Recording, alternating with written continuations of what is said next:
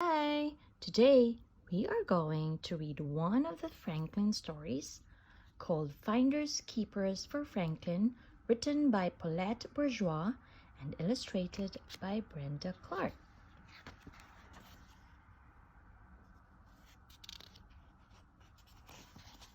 Franklin could count by twos and tie his shoes.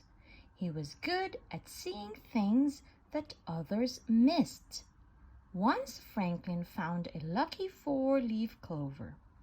Another time, he found the keys his mother had lost.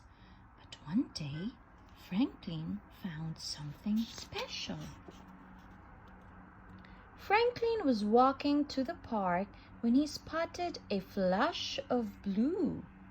Something was lying by the side of the path. "Oh!" said Franklin, picking it up. A camera! He had never found anything quite so wonderful before. Franklin looked through the viewfinder. He imagined he was a photographer just like Grandma, who took last summer's pictures. "Say cheese," he said. Franklin pretended to click the clicker. Then he noticed that somebody had already taken one picture. As soon as Franklin got to the park, he showed the camera to his friends. "Wow," said Moose. "Is that yours?" "Not exactly," said Franklin. "I found it." Beaver shrugged. "Finders keepers," she said. "Well, I looked, but there's no name on the camera," said Franklin. "Then it's yours," insisted Beaver. "It's not like stealing," said Moose. "You found it." Still, Franklin knew he wasn't allowed to keep things that didn't belong to him. He decided to find the owner later. Just then, Beaver made a funny face. "That's good," said Franklin. He snapped a picture. Me too," cried Moose and Rabbit. Before he knew it, Franklin had used the rest of the film. Franklin took the film out of the camera and put it in his marble bag. "I'll have to get more film," he said. "Are you keeping the camera?" asked Moose. Franklin looked surprised. "Whoops! I almost forgot that it isn't mine," said Franklin. "I'd better find out who lost it." "Maybe the owner will be mad because you used the camera," Beaver said. Franklin gulped. "I didn't think of that." Now Franklin wasn't sure what to do. He didn't like it when someone was angry with him. Franklin thought for a while. After his friends left, he put the camera back where he'd found it. "That's better," he sighed. "Now nobody will be mad at me." Franklin went home and ate a nice supper.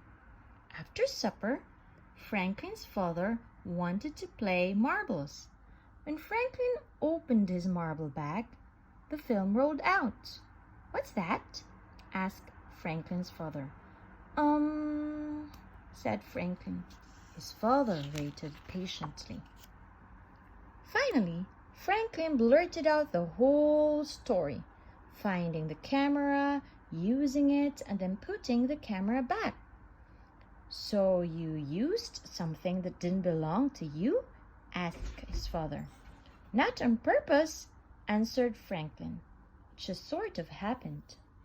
"What do you think should happen now?" said his father. Franklin thought and thought.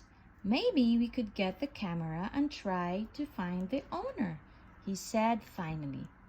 So Franklin and his father got the camera, made signs, and posted them in the park. They waited a week, but nobody claimed the camera.